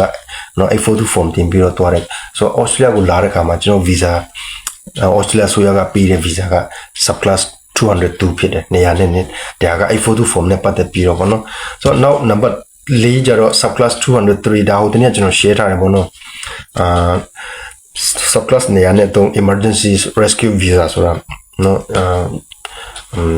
ဒါကတားမြန်နေရတယ်သူပြင်အများတို့ကျွန်တော်အရင် live မှာလည်းကျွန်တော်ပြောထားတယ်ပေါ့နော်ဒီ Thai မှာနော်အာနာသိမ့်ပြီးတော့ဒီ NLD နိုင်ငံရေးသမားတွေနော် NUG ပဲဖြစ်ဖြစ် NUG လို့ပြောရမလား NLD လို့ပြောမလားဒီလိုနိုင်ငံရေးသမားတွေဒီ Thai မှာနော်အာနာသိမ့်ပြီးတော့6လတနေ့တွင်းနော်ဝုန်းတိုင်းဆိုမှလုံးလိုက်လင်းလိုက်အလုံးလိုက်အရင်လိုက်ကိုဟွာလုံးတဲ့ဟာနော်ဒီ Australia ကိုကျွန်တော်မလေးရှားမှာတင်မလားဒီတတိယနိုင်ငံ resettlement လုပ်ဖို့စောင့်ရတာ50နှစ်အနည်း20တချို့ဆိုနေ30နော်ဆောင်းရတာအဲ့ဒါကိုယူရင်ကမြတ်တဲ့လူကအများကြီးအဲ့ကြားထဲမှာအာနာသိမ့်ပြီးရောက်လာတယ်ထိုင်းကိုနော်ထပ်ပြီးခိုးလုံးတယ်5-6လအတွင်းတော့မတနစ်အတွင်းနော်ချက်ချင်းကို Australia ကိုတော့ခိုးလုံးခွင့်ရတယ်ဆိုတော့ဒီ visa subclass ဖြစ်တဲ့ emergency rescue visa နေရာနဲ့တော့ဆိုတော့ဒီ visa ကလူတိုင်းမရဘူးပေါ့နော်ဒီ visa ကကျွန်တော်ဒုက္ခတွေတိုင်းမရဘူးနည်းနည်းလေးဟောဖြစ်ရမယ်ပေါ့နော်ဆိုခုနကကျွန်တော်ခြုံပြီးတော့ပြောတော့ subclass 204ဒါကနံပါတ်5ပေါ့နော်ဒါက women at risk visa ဒါက single mother တွေ women at risk visa တဘောပေါ်လို့ဒီ visa subclass ကသူ့ရဲ့နာမည်က women at risk visa ဆိုဒီနော်အတက်အန်ဒီလုံးဝဆိုးဆိုးဝါချင်းချောက်ခံနေရတယ်ဒါမှမဟုတ်single mom ပုံစံနေပေါ့နော်ဒါတချို့ကလေးတွေနေမကောင်းဘူးတာမီတွေပဲယုံခံနေရတယ်ဆိုရမယ်တချို့နော်တချို့အရင်ကကျွန်တော်ပြောခဲ့တဲ့နော်ဒီ rape case ဟာမျိုးတွေနော်လုံးဝမိမသားတမ်းမဲ့နော်ဆိုးဆိုးဝါကြုံခဲ့ရတဲ့ဟာမျိုးတွေကိုAustralia ဆိုရကနော်အထူး visa ပေးထားတာနော် women at risk ဆိုတော့ဒီ visa နဲ့လည်းကျွန်တော်မလေးရှားမှာနော်ထိုင်းမှာ UNHCR ကနေ Australia ကိုပို့ပေးရတယ်လေအမျိုးသမီးတွေလည်းအများကြီးရှိလိမ့်မယ် နော်အထူးဖြင့်ဒီ visa subclass 204ကယောက်ျားလေးတွေတော့မဟုတ်ဘူးပြောချင်တာကနော် women at risk ဖြစ်တယ်ဆိုတော့အမျိုးသမီးတွေကိုအားနွဲ့တဲ့အမျိုးသမီးတွေကိုနော်သူတို့ရဲ့လိုအပ်မှုရ Australia ဆိုရကနေအထူးတည်တံ့ပေးထားတဲ့ visa ဆိုတော့ visa subclass 5ခုရှိတယ်ဆိုတော့အဲ့ဒါကိုကျွန်တော်ပြောပြမယ်နော်ဒီ visa subclass 5ခုလုံးကို Australia နိုင်ငံမှာလူခေါ်ပြီးတဲ့အခါမှာ UNHCR ပဲဖြစ်ဖြစ်နော် 842 form နဲ့ပဲဖြစ်ဖြစ်လုံးရတဲ့အပိုင်းကဏ္ဍတစ်ခုရှိတယ်အဲ့ဒါကဘာလို့ဆို 842 form ဖြည့်ရတယ်ပြီးရင်ဒီဘက်ကလူက680 form ဖြည့်ရတယ်ဆိုတော့ကျွန်တော်တို့ဒီ Australia ကနေ Malaysia ကနေ RST interview ဖြည့်ပြီးတော့ Australia နိုင်ငံကိုရွေးတဲ့အခါမှာ UN ကနေ842 form ဖြည့်ပြီးတယ်ကျွန်တော်တို့ဘောပေါ်လာမသိဘူး UNHCR ကနေ842 form ဖြည့်ပြီးတယ်ဒီဘက်က aims လို့ဟာမျိုးဒုက္ခတွေ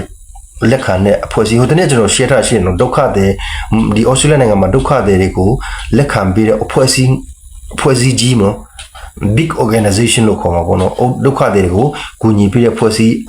အကြီးကြီး၅ခုရှိတယ်ဆိုတဲ့အကြောင်းကျွန်တော် sharing လုပ်ထားတဲ့ယင်းနေရဆိုဖတ်ဘူးလို့သိမယ်ဆိုတော့ဒီဒုက္ခတွေ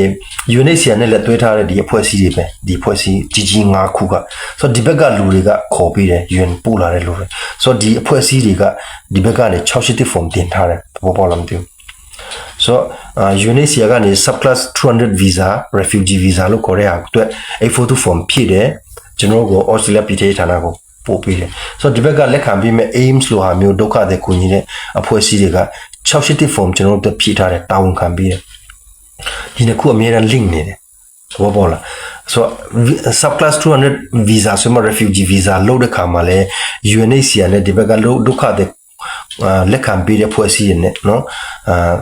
လက်တွဲပြီးတော့ဒီဘက်က842 form ဖြည့်တယ်ဒီဘက်က680 form ဖြည့်ပြီးတော့ဒုက္ခတွေကိုဒီလိုခေါ်ပေးတာဒါကဒီကျွန်တော်တို့လာခဲ့တဲ့ဒီ refugee visa subclass 200 so 201လဲလို့ပါပဲဟိုမှာရှိတဲ့เนาะဒုတိယနိုင်ငံမှာရှိတဲ့ refugee ဒုက္ခတွေစခန်းက UNHCR ကUN ရုံးကနေ842 form ဖြည့်လာတယ်ဆိုတော့ဒီဘက်ကလက်ခံပေးမဲ့ Australia နိုင်ငံကဒုက္ခတွေလက်ခံရေးအဖွဲ့အစည်းက680 form ဖြည့်ပြီးတော့ဒီ form တစ်ခုကိုအတူတူ link ပြီးတော့ PTA ကနေလက်ခံပြီးတော့ဒုက္ခတွေခေါ်ပေးတာနောက်တစ်ခုက subclass 202နော်ဒါကြတော့ UNHCR နဲ့မဆိုင်တော့ဘူးကျွန်တော်အားလုံးသိပြီးသားနော်ဒီ subclass 202က global special humanitarian visa ဆိုတာက842 form အမှန်တော့ဖြည့်ရရတယ်နော်ခုနကျွန်တော်ပြောတဲ့အချက်တွေဖြစ်တယ်ဆိုတော့ Australia ကိုလာခြင်းနဲ့ဒီဘက်ကခေါ်ပေးမဲ့လူကကိုယ့်ရဲ့ဆွေမျိုးသားချင်းတွေဖြစ်ရမယ်ဒါကြတော့ aims လို့ဒုက္ခတွေခေါ်ပေးတဲ့ဖွဲ့စည်းနေမဆိုင်ဘူးဒီ subclass 202ကသဘောပေါက်လားမသိဘူးအဲ့ဒါမှကွာသွားနော်ဆိုတော့ subclass 202နဲ့ visa လျှောက်ပြီးဆိုရင်ထိုင်းတို့အိန္ဒိယတို့ဒီမလေးရှားတို့မှာရှိတဲ့ကျွန်တော်ဒုက္ခတွေကအဖွဲ့အစည်းရုံးတွေတိုင်းသားရုံးတွေ community ရုံးတွေကနေ842 form ဖြည့်လာတယ်UN ရုံးကဖြည့်တာမဟုတ်ဘူးနော်842 formအဖွဲ့အစည်းရုံးကနေဖြည့်လာတယ်ဒါမှမဟုတ်တချို့တွေ online ကနေကိုဖြည့်တယ်ပြီးရင်အဲ့ဒါပြီးဒီဘက်ကခေါ်ပေးတဲ့လူက aims လို့တခြားဒီဒုက္ခတွေခေါ်ပေးတဲ့အဖွဲ့အစည်းတွေကနော်မလုပ်ပြီးတော့အဲ့ဒီပြင်အဲ့ဒီအစားနော်အဲ့ဒီဒုက္ခတွေကိုခေါ်ပေးမဲ့သူရဲ့ဆွေမျိုးသားချင်းတွေက680 form တင်ပေးတာဆိုတော့ဘယ်လိုပဲနေ UN လမ်းကြောင်းကနေပဲတွားနော် sponsorship လမ်းကြောင်းကနေကိုယ့်ရဲ့မိသားစုဝင်ပတ်တဲ့ကြောင်းနဲ့ပဲခေါ်842 form နဲ့680ကအမြဲတမ်းတွေ့ရတယ်တော့ပေါ်လာမသိဘူးဆိုတော့ UN ကပို့ပေးတဲ့လူတွေလည်း UN ကနေ842 form တင်တယ်ဒီဘက်ကဒုက္ခတွေခေါ်ပေးတဲ့အဖွဲ့အစည်းတွေက680 form တင်ရတယ်ဒါကကျွန်တော်နားလည်အောင်ပြောပြတာနောက် subclass 203ဒါကကျွန်တော်ခုနပြောတဲ့နော်ထိုင်းတို့အထူးဖြင့်ထိုင်းမှာကျွန်တော်ဒီနိုင်ငံကျွန်တော်မြန်မာပြည်နိုင်ငံဒီတို့အာဏာသိမ်းပြီးနောက်ပိုင်းဒီနိုင်ငံရေးသမားတွေဒီNLD တို့ဘောနော်ဒီ NUG တို့ဖွဲ့စည်းတို့ကနေ UNHCR ကနေနော်လမ်းကြောင်းကနေပို့ပေးတာပဲသို့တော့ဒီ subclass 203နဲ့တို့လာမဲ့ခါမှာဒီထိုင်းမှာရှိတဲ့ UNHCR ကနေဒီမြန်မာဒုက္ခတွေနော် NLD ပဲဖြစ် NUG ပဲဖြစ်နိုင်ငံရေး rescue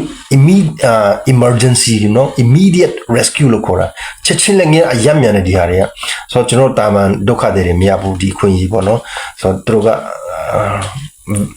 VIP ပေါ့နော် VIP လို့ပဲပြောဆိုတော့ UNHCR ကနေအဲ့လူတွေအတွက်842 form တင်တယ်ဒီဘက်ကခေါ်ပေးတဲ့အဖွဲ့အစည်းတွေက680 form တင်တယ်နော် တာဝန်ခံပြီးတယ်ဆိုအဲ့လမ်းကြောင်းကနေတို့လာသဘောပေါက်လားမသိဘူး now ကျွန်တော်ခုနပြောတဲ့ sub class 204ဒါ women at risk အမျိုးသမီးတွေနဲ့ပဲဆိုင်နေတာဒါလည်း UN ကလုပ်ပြီးတာဒါကကျွန်တော်တို့အပြင်လူတွေရှောက်ပြီးတော့ကိုရဲ့ကိုဒီ UNHCR မှာပါမနဲ့လုပ်လို့ရတဲ့ visa sub class တွေမဟုတ်ဘူး UN ကလုပ်ပြီး UNHCR ပါမှဒီ visa sub class တွေရနိုင်တယ်ကျွန်တော်ပြောတာ so sub class 204လဲ women arabic ဆိုရဲလဲ UNHCR ကနေ arrest interview ခေါ်ပြီးတော့အမျိုးသမီးအထူးဖြင့်အမျိုးသမီးတွေကိုသူတို့ရဲ့ case နဲ့ story ကိုကြည့်ပြီးတော့เนาะဒီအမျိုးသမီးကဒီ အထူးဖြင့် single mom တွေများတယ်ပေါ့နော် single mom တွေနဲ့ကျွန်တော်ခုနပြောတဲ့ single mom ဟုတ်တဲ့ဒီ single အမျိုးသမီးလေးတွေဆိုလဲသူရဲ့ case နဲ့ story တွေမှာဒီလိုဆိုဆိုဝါအချမ်းဖက်ခါရာနော်ညင်ပါနေစကားတာဒါမျိုးဆိုရင်တော့ဒီ sub class 204နဲ့ UNHCR ကနေပို့ပေးတယ်ဆိုတော့ UNHCR ကနေဒီလူတွေဒီအမျိုးသမီးတွေအတွက်842 form တင်တယ်ဒီဘက်က copy တဲ့ aims လို့ဒုက္ခတဲ့ကိုညီတဲ့အဖွဲ့အစည်းကနေ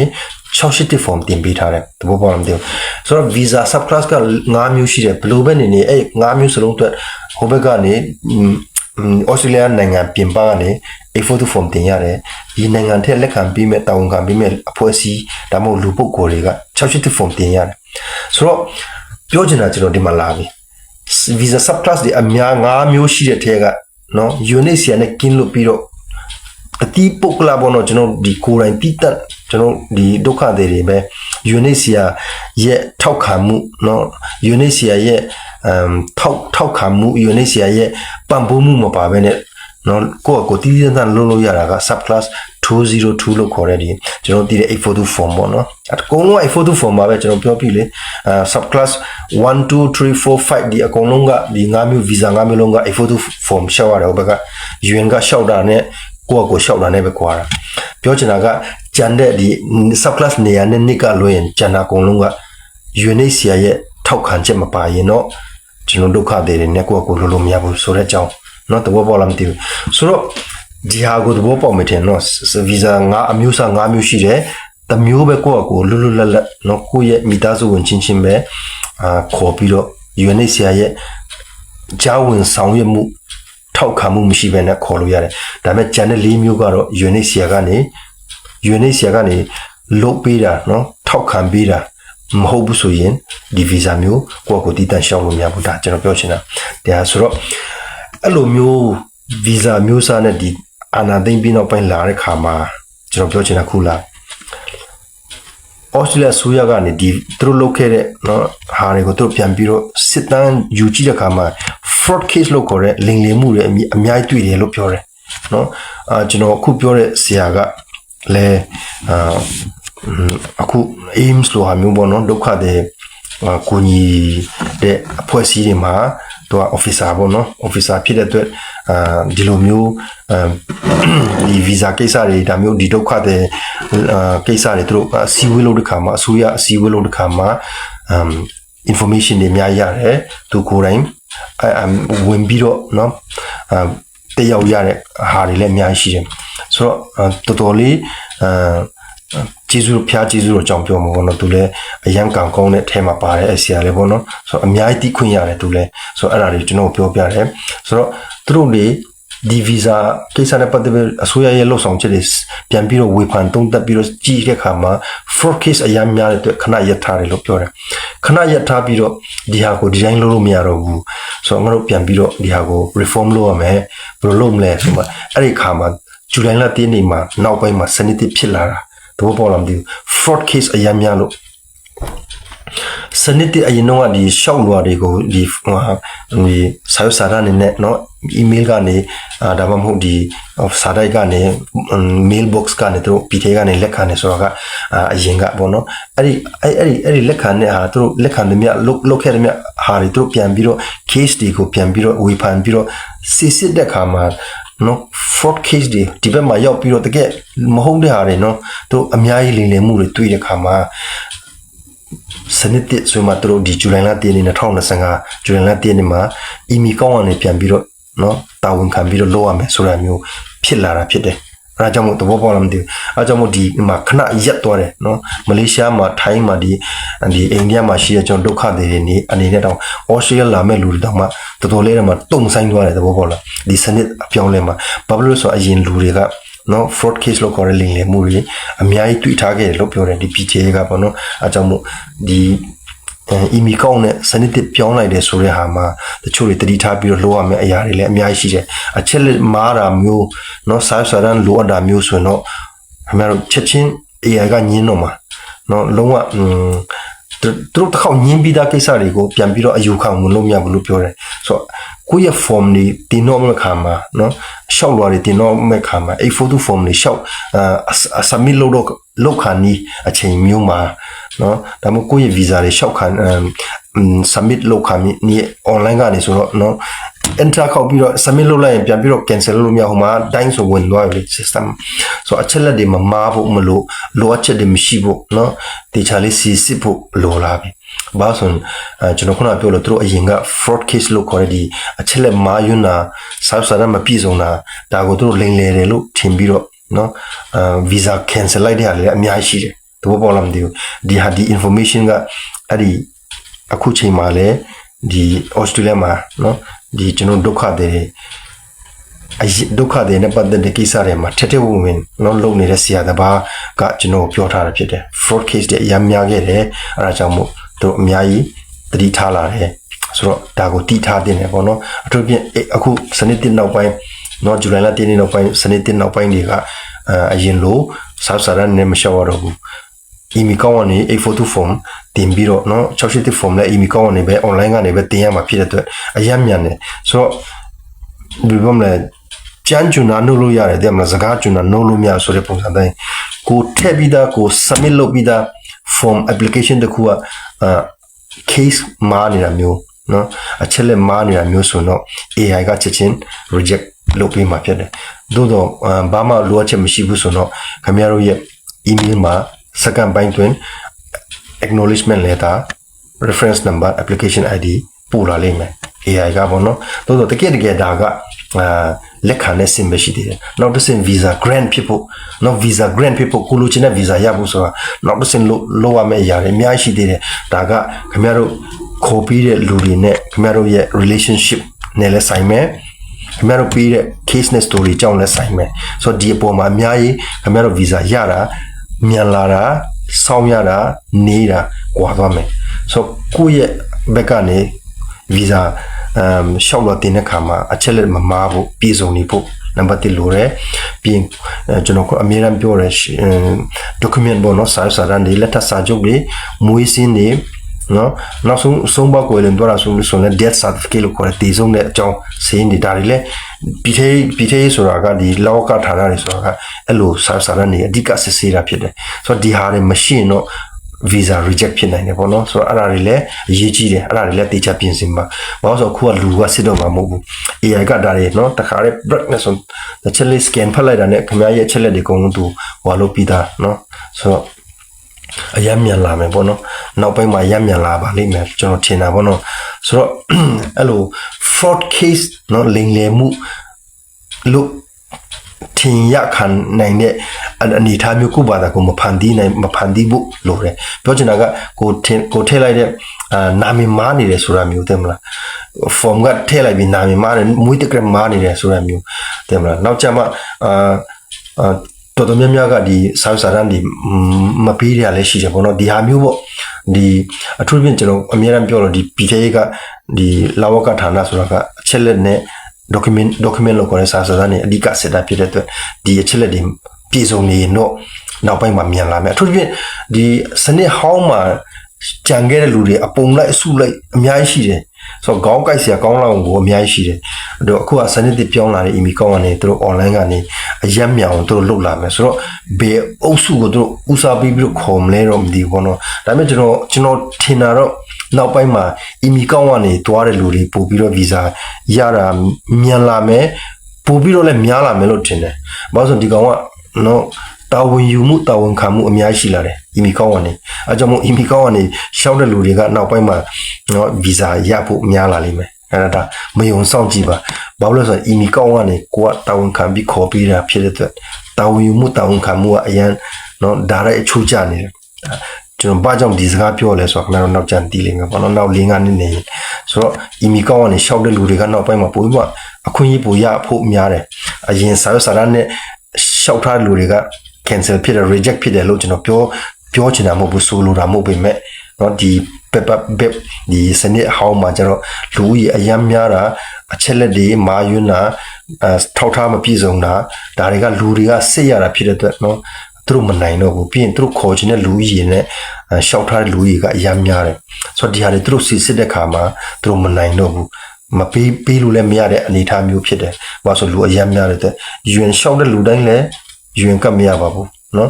F2 form ရှောက်တဲ့လူတိုင်းလည်းဗီဇာရမှာမဟုတ်ဆိုတော့တချို့တွေယူအန်ရှောက်ပြီးတော့ယူအန်ကရပြီးတတိယနိုင်ငံတွက်ခွင့်ရတာပဲကြားထဲမှာဆိုတော့ F2 form ရှောက်ပြီးတော့ F2 form နဲ့ Australia ရောက်နေတဲ့မိသားစုတွေလည်း၄၅စုကျွန်တော်တွေ့ပြီးပြီဆိုတော့တချို့ကြတော့ရောက်တယ်တချို့ကြတော့မရောက်ဘူး။ဘာကြောင့်လဲဘာကွာနေလဲကျွန်တော်တရားတွေရှင်းနေတာဖြစ်တယ်ဆိုတော့ဘယ်လိုမျိုးလုပ်ရင်တော့ကိုယ့်ဘက်ကနေခဲဆိုပေမဲ့နော်ဘယ်လိုကြိုးစားလို့ရနိုင်လဲဆိုတဲ့အကြောင်းလေးကျွန်တော် sharing လုပ်နေတာဆိုတော့ဘယ်လိုအမားမျိုးမကျူးလို့မိပါစေနဲ့နော်နောက်ပိုင်းမှာတစ်ချက်ထစ်သွားရင်အဲ့ဒါကိုပြန်ပြီးတော့ခါပါလို့ပေါ့နောက်အိမ်တော်စုစင်းပြောင်းလဲတာပေါ့နော်ဒီမှာကလေးမွေးတာတော့ဘာလို့ဆိုလဲအရန်ရှုပ်တယ်ဆိုတာက sorry စကားမှားတယ်ကိုမကလေးမွေးလာရင်နော်မွေးသူစင်းကိုအမြဲတမ်း update လုပ်ဖို့မိသားစုစင်းကို update လုပ်ဖို့မမေ့ပါနဲ့မြန်လုပ်ပါနော် visa ကိစ္စညီခါမှအဲ့ဒီကိစ္စတွေမဝင်ပါစေနဲ့ပြောချင်တာကကိုကအခြေအနေကောင်းနေပြီအင်တာဗျူးခေါ်လာတော့မယ်ဒါမျိုးပေါ့ပုံစံပေါ့နော်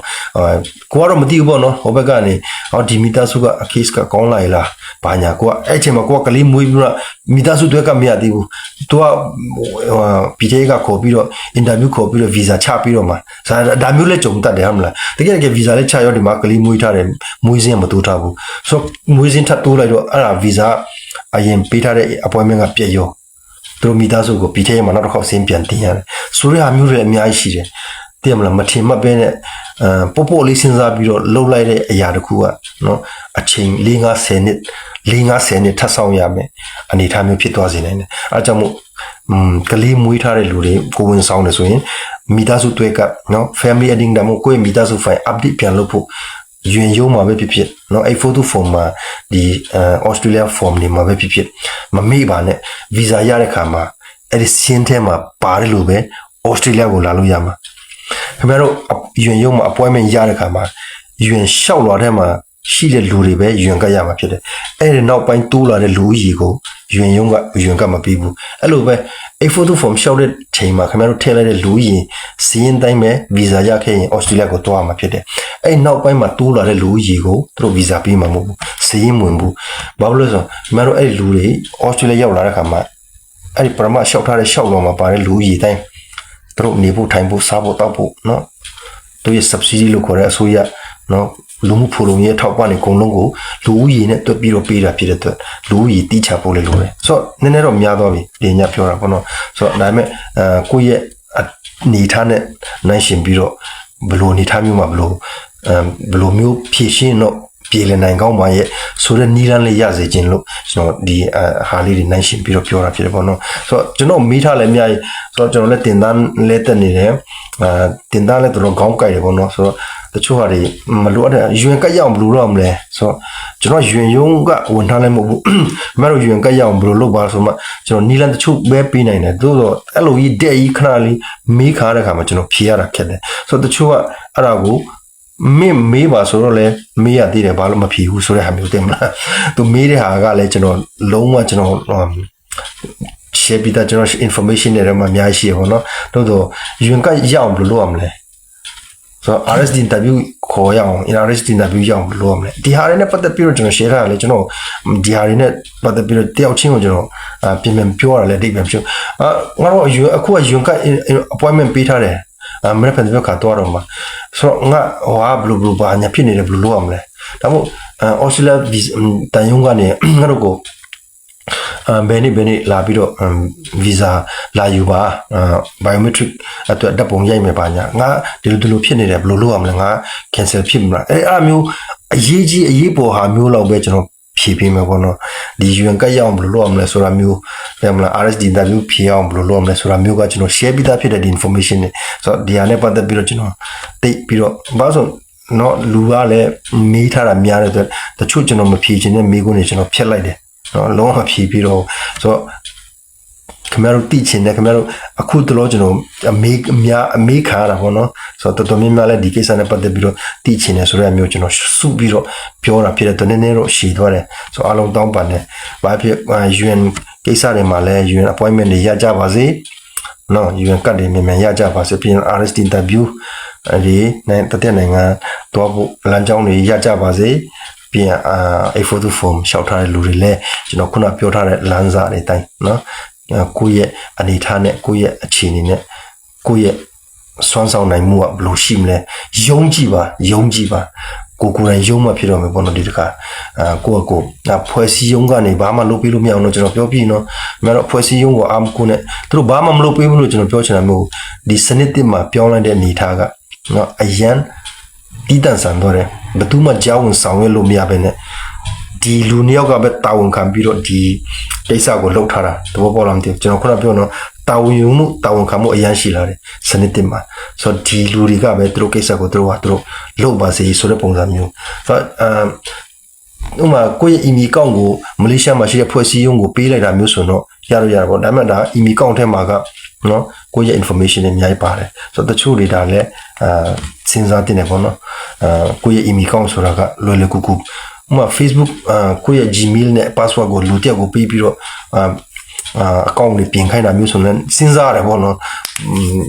မတော်ဘာဖြစ်သွားမလဲဆိုတဲ့မျိုးပြောချင်တာကဒါမျိုးရှိရပေါ့နော်ဆိုတော့အဲကြောင့်အချက်လက်တွေကတချို့ဟာတွေကကိုယ့်အကိုလုံးမဖြစ်တော့မဲ့အနေအထားမျိုးဒီ PK ကအဲ့လိုစနစ်တစ်မှာတုံးလာတယ်ဆိုတော့ကိုယ့်အကိုယုံရမယ်ကိုယ့်အကိုကျွန်တော်ဘယ်လိုလုပ်ရမလဲနီလန်ရှာကြည့်ပါနော်စိတ်ဓာတ်မကြဘဲနဲ့စူးစမ်းကြည့်ပါလို့နော်အားလုံးပဲကောင်းကောင်းကြပါစေလို့အဲ့လောက်နဲ့ဆုံးသက်ရအောင်နည်းနည်းရှည်သွားတယ် sorry